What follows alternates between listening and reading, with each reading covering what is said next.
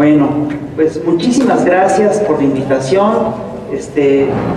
Yo voy a hablarles de cosas más bien generales. Es decir, a mí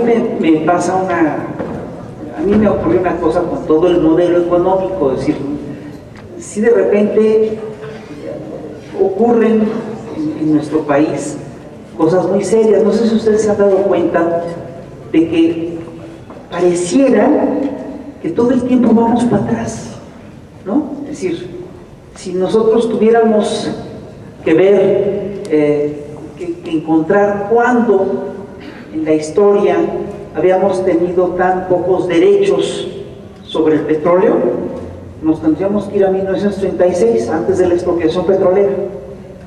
Si tuviéramos que medir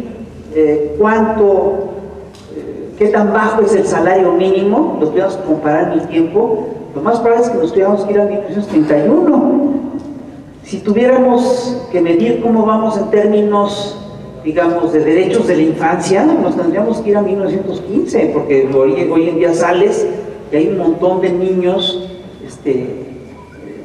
pidiendo limosna, vendiendo chicles, limpiando vidrios, etc. De repente nos encontramos con que hay en algunas empresas agrícolas que son supuestamente modelo, vuelve a haber tienda de raya. Es una cosa increíble. Entonces estamos como en el porfiriato, y en otras cosas vamos todavía más atrás. Digo, es realmente increíble el retroceso que hemos tenido en materia de derechos fundamentales. No sé si ustedes lo saben, pero hay un estudio. Es decir, si llevamos esto a nivel de lo que son digamos, los derechos de propiedad de los mexicanos sobre su suelo, todavía vamos más para atrás. Hoy en día se calcula que arriba de la cuarta parte de todo el territorio nacional, esto lo hace una investigación de la UAM, es decir, se calcula que una cuarta parte de todo el territorio nacional está entregada a las mineras extranjeras, sobre todo canadienses. Fíjense en lo que esto representa, y voy a hacer un ejercicio de Gestalt.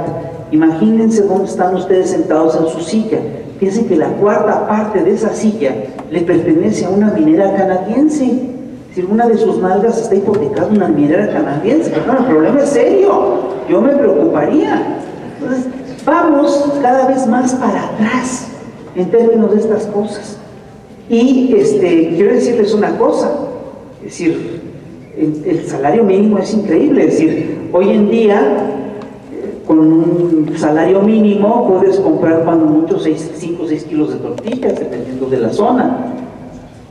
En 1970 podías comprar 26 kilos de tortilla.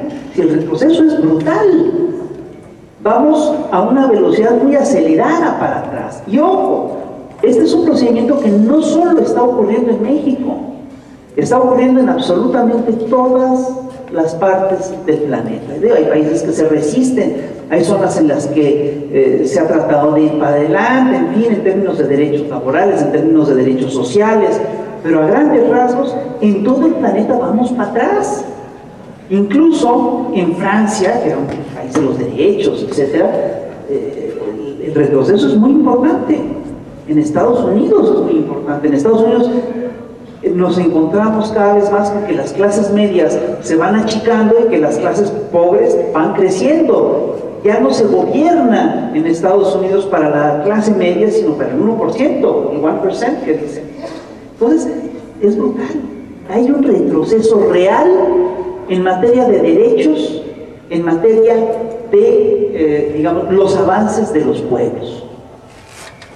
Y hay algo que hay que decir. Es decir, estas historias ocurren con cierta recurrencia, es decir, se repiten, estas cosas se repiten en la historia. Y si nosotros revisamos la historia de la humanidad, vamos a ver que hay periodos enteros en los que los pueblos avanzan en sus derechos y consiguen cosas. Esto ocurrió en México entre 1917 y 1970, ¿no? Hay periodos enteros en los que los mexicanos adquirimos derechos, encontramos el derecho a la libertad al derecho a la libertad sindical, el derecho de huelga, el derecho a un salario mínimo constitucional, y a partir de ahí se constituyeron instituciones muy importantes como el IMSS, el ISSSTE, el Seguro Social, el Infonavit, etc. Y hay periodos, por otro lado, en los que los pueblos empiezan a perder lo que han ganado y se van para atrás en sus derechos. Lo que hemos vivido en nuestro país en los últimos 30 y tantos años es un periodo de este tipo. Es decir, ojo, a los periodos en los que los pueblos se organizan y consiguen cosas se les conoce como periodos de auge revolucionario, y los periodos en los que los pueblos pierden cosas, pierden derechos, y las oligarquías se apropian de esos derechos de los pueblos, son los periodos de auge contrarrevolucionario. Entonces vamos a ver cómo a lo largo de la historia, en un movimiento pendular sin cese, vamos a tener periodos de auge revolucionario y periodos de auge contrarrevolucionario. En México estos periodos han sido muy claros. La guerra de independencia, encabezada por Miguel Hidalgo, fue la primera gran transformación. Fue un ciclo de auge revolucionario, está clarísimo. Peleamos por la soberanía, peleamos por el derecho de los mexicanos a decidir sobre nosotros mismos, etc. Hay un segundo, luego un periodo contrarrevolucionario muy claro, que fue el periodo que va del gobierno de Iturbide a los gobiernos de los hombres de bien. Todos estos periodos, las élites buscaron recuperar lo que habían perdido en términos de derechos, etc. Y lo hicieron muy bien. Luego hubo un segundo periodo revolucionario muy importante que corresponde a la segunda transformación, que es el periodo de la guerra de los liberales, el movimiento liberal, que tiene dos momentos: la etapa de Valentín Gómez Farías en 1833 y luego la etapa de los liberales puros, que empieza en 1855 y termina en 1867 con el triunfo, digamos, termina con la muerte de Juárez en 1872, que es un momento culminante en 1867. Y hubo también un ciclo contrarrevolucionario y muy fuerte, que es que son las guerras impulsadas por los conservadores, que implicaron la guerra de los 3 años, que implicaron la intervención francesa, etc. Entonces, ustedes se fijan, no hay cortes limpios, pero sí hay periodos claros en los que avanza el pueblo y periodos claros en los que el pueblo retrocede. Y luego hubo un periodo en el que avanzaron las élites, se consolidaron las viejas élites, la vieja oligarquía feudal hace alianza con la nueva oligarquía burguesa, etc. Y hay un periodo de auge contrarrevolucionario muy fuerte que coincide con el final del porfiriato. Y este periodo coincide en Europa, lo que fue la era victoriana, etc. Son periodos en los que el viejo mundo feudal, las viejas élites feudales y las nuevas élites burguesas se asocian y hacen un periodo de estabilidad muy largo y de crecimiento económico muy agresivo, etcétera, que provocó un montón de pobres. Y a este periodo contrarrevolucionario le sucede un periodo revolucionario muy importante, que es el de las revoluciones sociales, que se dieron en México y en todo el mundo. Es decir, es un periodo de organización sindical, un periodo de proyectos socialistas, etcétera, que en México coincide o tuvo un momento cumbre con la Revolución Mexicana de 1910, y que tiene un documento fantástico, que es la Constitución de 1917. Es un momento muy importante, que consagra toda una serie de derechos de los pueblos: el derecho a elegir, el derecho al reparto de tierras, el derecho al agua, el derecho a la educación, etc. Son periodos muy importantes, son ciclos muy claros. Y luego hubo en México un proceso contrarrevolucionario muy agresivo, que coincide en Europa con el auge del fascismo, y es un periodo en el que se da la guerra cristera, la formación de partidos derechistas, se da, entre otras cosas, la formación del Partido Acción Nacional, que tiene una raíz fascista muy clara, aunque ellos digan que no, pero ahí está, ahí se da ese proceso. Y luego, después de esta contrarrevolución fue derrotada a nivel global en 1945, y surgió, después de la Segunda Guerra Mundial, un periodo de estados de bienestar, que tuvo un periodo de auge muy importante, que dura hasta 1970, la década de 1970, y después llegó el proyecto neoliberal que estamos viviendo hoy en día y que es una contrarrevolución muy agresiva y muy radical y que ha gobernado a este país de manera ininterrumpida desde 1982 hasta la fecha. Estamos viviendo, y esto es importante entenderlo, el periodo contrarrevolucionario más radical de los últimos 250 años. Esta ha sido una contrarrevolución en forma. Y es una contrarrevolución tan radical que incluso ha cambiado nuestra forma de relacionarnos entre nosotros. Ha cambiado los valores que teníamos en esta sociedad, y valores tan importantes como la solidaridad, la igualdad, la fraternidad, fueron tirados a la basura en aras, entre otras cosas, del bien individual y de la ganancia económica directa. Y aquí voy a centrarme en un tema que interesa mucho en Michoacán.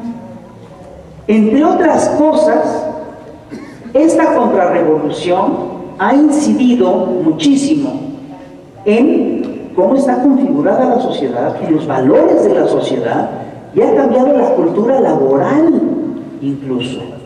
Pero no solamente la cultura laboral, ha impactado el tejido social de regiones enteras.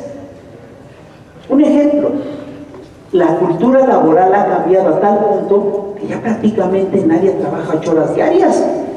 Muchos trabajamos de 12 a 16 horas diarias. Es una locura lo que trabajamos. Es un hecho que el salario mínimo constitucional ya no sirve. El salario mínimo constitucional es de 81 pesos. Eso no es un salario constitucional. En principio, el salario mínimo constitucional debería garantizar que un padre de familia le pudiera dar de comer a su esposa, a sus hijos, les diera educación, cultura, transporte, vestimenta, casa, habitación. Y 81 pesos diarios no alcanzan más que para una comida, para una persona en una fonda de medio pelo, todos lo sabemos.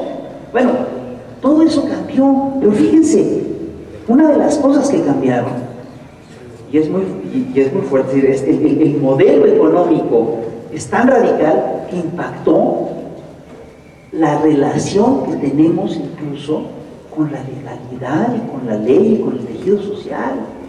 De repente se priorizaron como los valores fundamentales de la sociedad ya no fueron la justicia, la solidaridad, etcétera, sino la ganancia.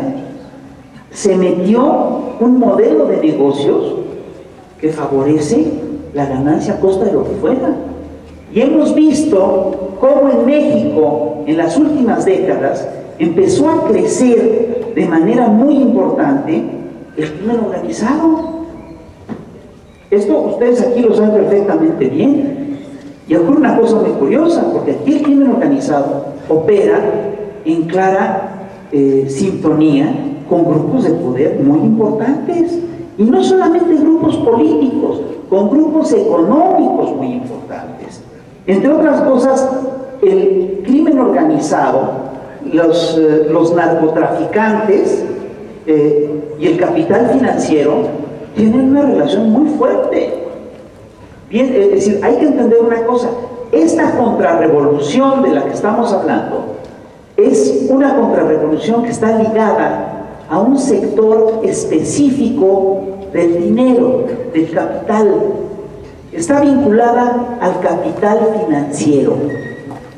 El modelo neoliberal es la contrarrevolución del capital financiero. De la forma que además es muy importante ver esto, porque el capital financiero es el que hace dinero, básicamente con dinero. Y bien sabemos, por testimonios, que los dirigentes del crimen organizado consideran a policías, militares y hasta los políticos como sus empleados, pero consideran que los señores que lavan dinero, los banqueros, son sus socios. Entonces, esto quiere decir que un sector de los empresarios que trabajan en el sector financiero, que son los consentidos del régimen, son copartícipes del negocio criminal. Esto, por supuesto, que tiene un impacto serio en nuestra sociedad. En México, como en todo el mundo, el neoliberalismo le apostó al achicamiento del Estado. Y el Estado se ha achicado, en efecto. Y este achicamiento del Estado ha implicado el fortalecimiento de los cacicazgos regionales, de los poderes regionales, y así es como empezaron a surgir toda una serie de poderes fácticos al margen del control del Estado.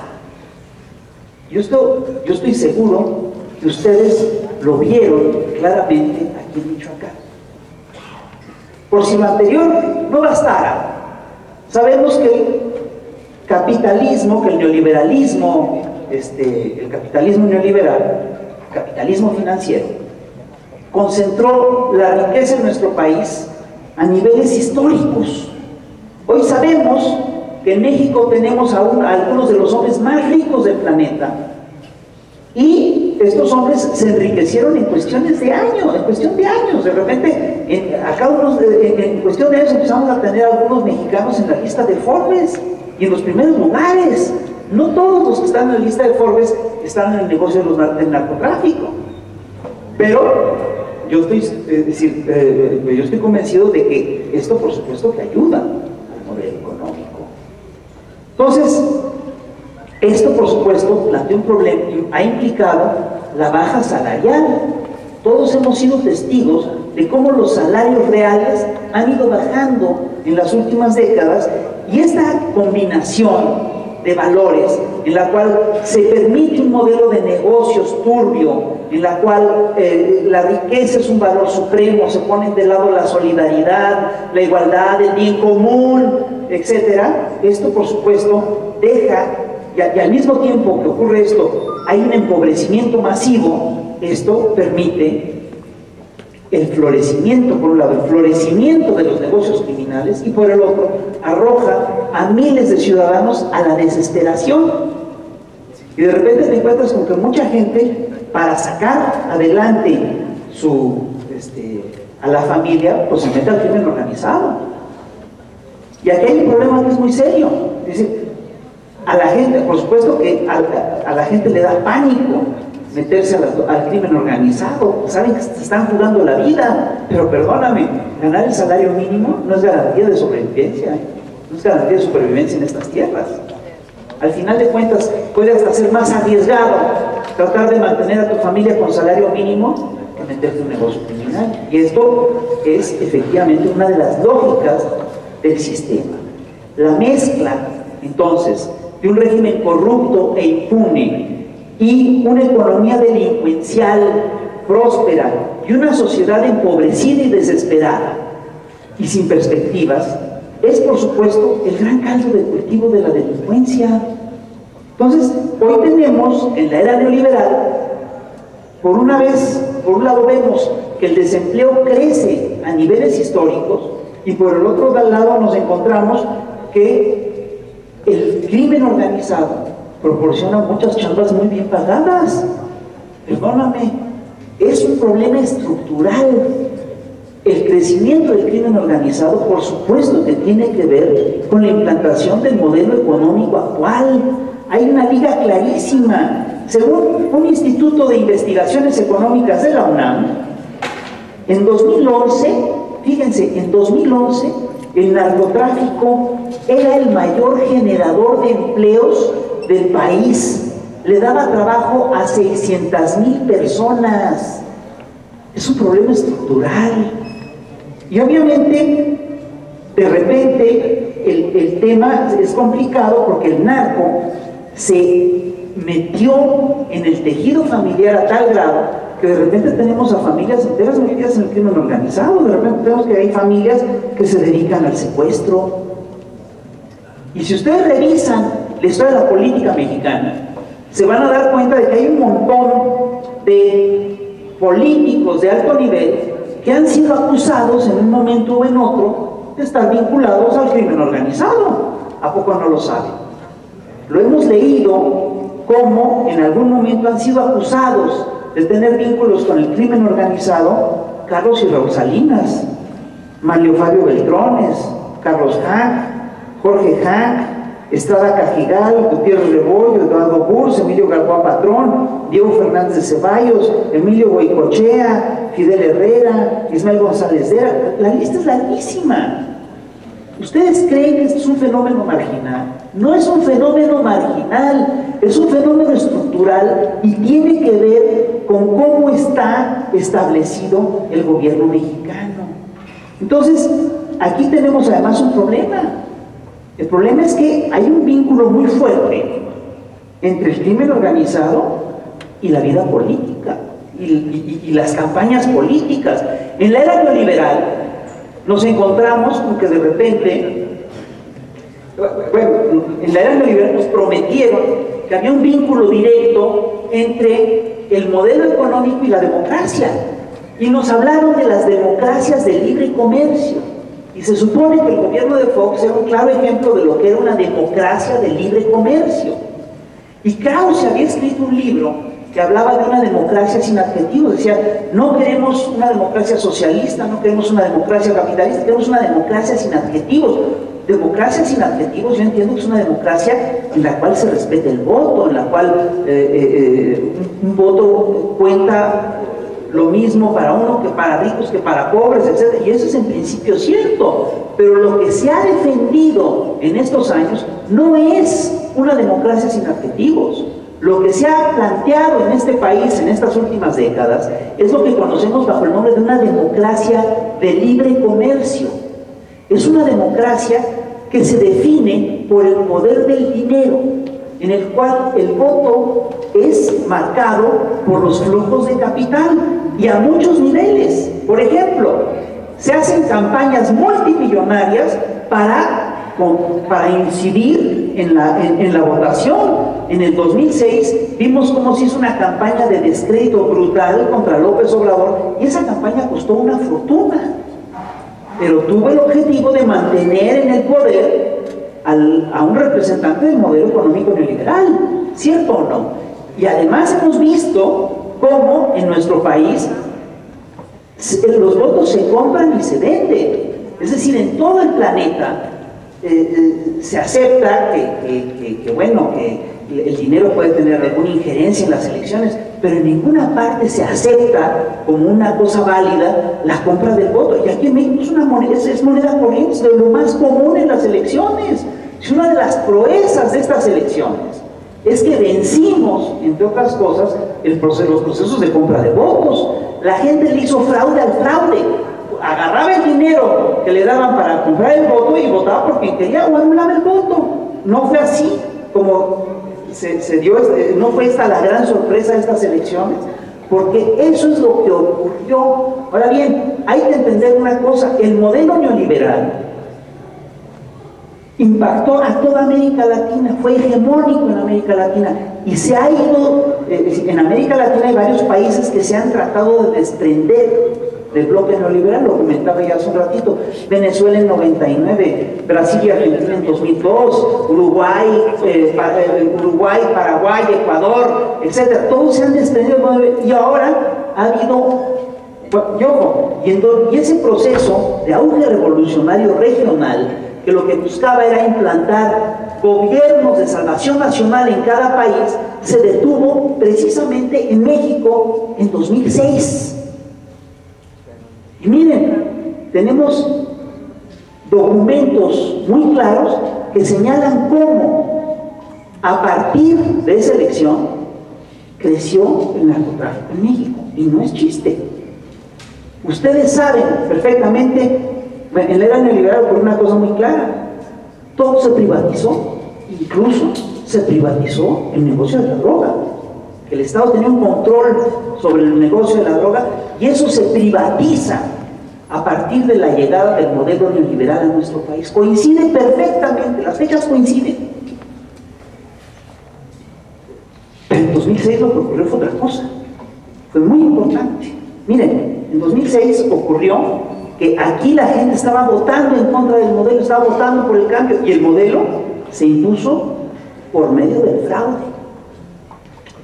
Para consolidar el modelo, el presidente fraudulento, que se llamaba como Felipe Calderón, creo que era de este estado, no estoy seguro. El señor Felipe Calderón se encontró en 2006 en una situación políticamente muy frágil y no sabía, es decir, no sé si ustedes lo recuerdan, estaba tomado el Paseo de la Reforma, había un plantón, y lo que sí sabemos es que tenía un repudio generalizado, en fin, y hubo un día que fue clave, que es el día en el que Vicente Fox va a rendir su informe presidencial el 1 de septiembre de 2006, y la oposición no lo deja rendir el informe. Bueno, ustedes han oído hablar de Wikileaks, ¿no? Es una agencia internacional que se dedica a buscar información en las redes y que la publica, y Wikileaks, encabezado por Julian Assange, de repente consiguió un montón de cables sobre la diplomacia norteamericana. Entre estos cables venía uno que es fantástico. Es un cable, hasta les voy a dar el nombre, es el cable 06 México 4937. Lo publicó La Jornada en 2011. Y es un cable que documenta que el 1 de septiembre de 2006, el día en el que a Fox no lo dejaron dar su informe, Felipe Calderón fue a la embajada de Estados Unidos en México a pedir ayuda porque se encontraba en una situación de extrema debilidad.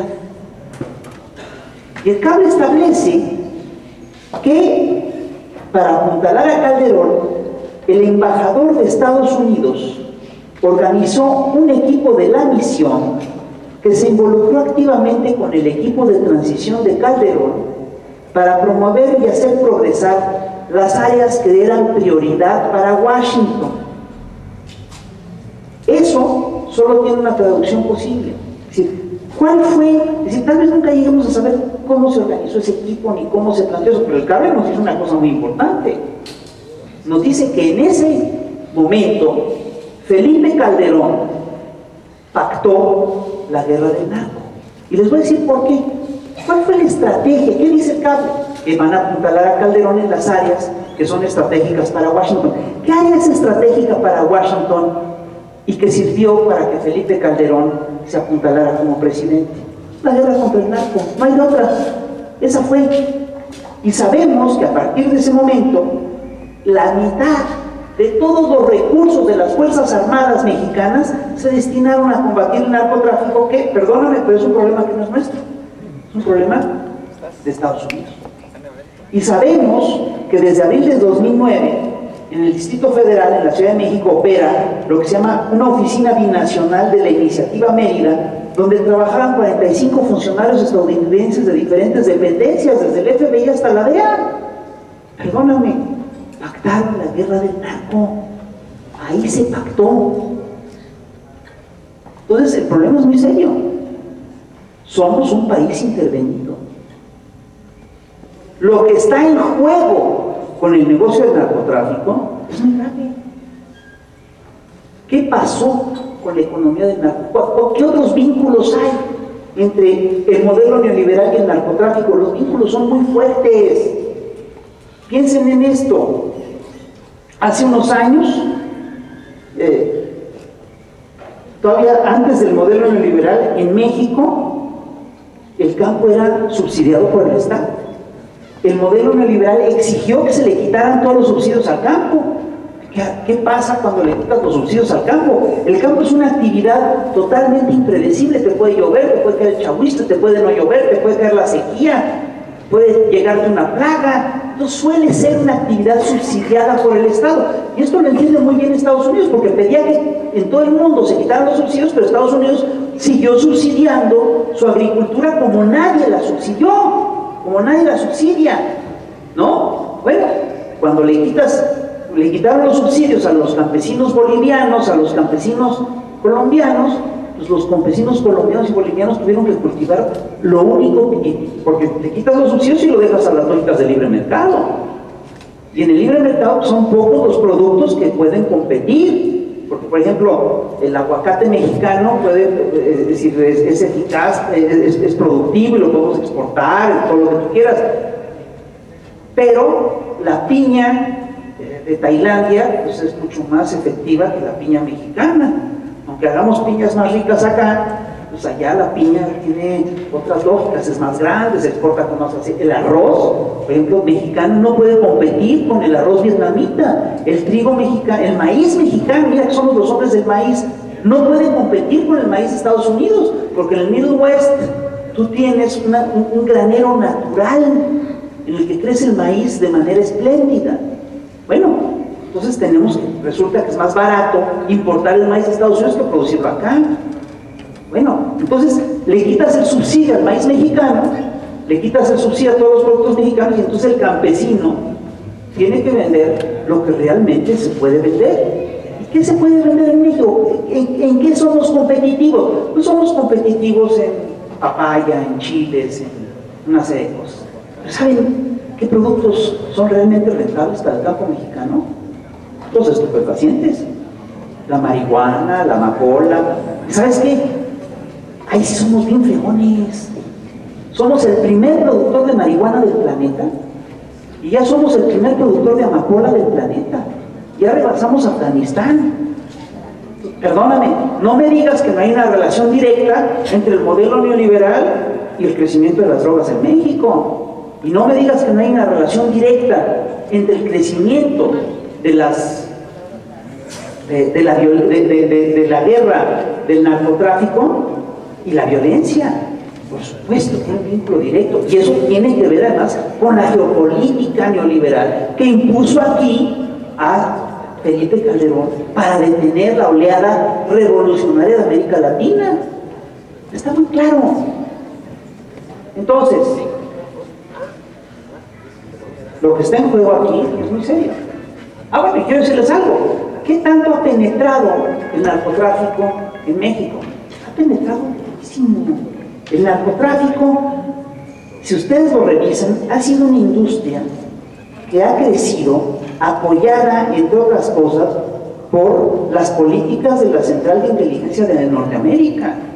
El narcotráfico creció así en todo el mundo, y en todo el mundo Estados Unidos ha utilizado al narco para patrocinar los aspectos más sucios de su política externa. Lo hizo en Afganistán, lo hizo en Colombia. ¿Por qué creemos que aquí no lo hizo? Entonces, ¿qué tenemos? Tenemos, entre otras cosas, una economía que está narcotizada. Hace unos años se hizo un estudio muy interesante en el cual participaron las aduanas mexicanas y participaron también las aduanas de Estados Unidos. Y ese estudio arrojó datos que son bien espeluznantes para nosotros. Ese estudio decía que a México ingresaban cada año algo así como, busco el dato preciso, decía que a México ingresaban de Estados Unidos entre 19,000 y 29,000 millones de dólares por operaciones del narcotráfico. Y este estudio decía que el narcotráfico, es decir, y después hubo otra empresa, la empresa Kroll, que es mucho más creíble que estos grupos, que decían que no ingresaban entre 19,000 y 29,000, sino que ingresaban entre 25,000 y 40,000 millones de dólares por el narcotráfico. Y un estudio de la organización no gubernamental norteamericana llamada No Money Laundering estima que en 2011 los cárteles mexicanos obtuvieron ganancias por poco más de 59,500 millones de dólares. ¿Saben qué implica esto? Esto implica que las ganancias por el narco en México son muy superiores a las ganancias que obtenemos por el petróleo y que obtenemos por las divisas, por las remesas, perdón. Eso quiere decir que es la gran fuente de ingresos de divisas del país. Dense cuenta de lo que esto implica. Si de golpe le quitáramos a la nación los ingresos del narcotráfico, la banca quebraría en cascada. Porque todo ese dinero, ¿dónde creen que se lava? Se lava en la banca comercial. Se lava en las instituciones financieras convencionales, en la bolsa de valores. Te paso mi blog, si quieres compartir. ¿Qué implicaciones tiene todo esto? Tiene implicaciones muy serias. Sí, claro que sí. Las implicaciones son, entre otras, estas. La economía de las drogas tiene en los países efectos muy similares a los que tienen las drogas en los ciudadanos. ¿Qué le hace una droga al ciudadano? Le altera su sentido de la realidad y lo vuelve dependiente. Es decir, la economía de las drogas altera nuestra economía, la economía real, y nos vuelve dependientes del dinero de la droga. Tenemos que cambiar esto. El problema es muy serio. ¿Cómo lo vamos a cambiar? Si no cambiamos todo el sistema económico y todo el sistema de valores que tenemos que modificar nuestra forma de relacionarnos con la economía. Tenemos que colocar a la economía primero en sobre bases legales. ¿Saben qué? ¿Saben quién es el único que ha propuesto esto?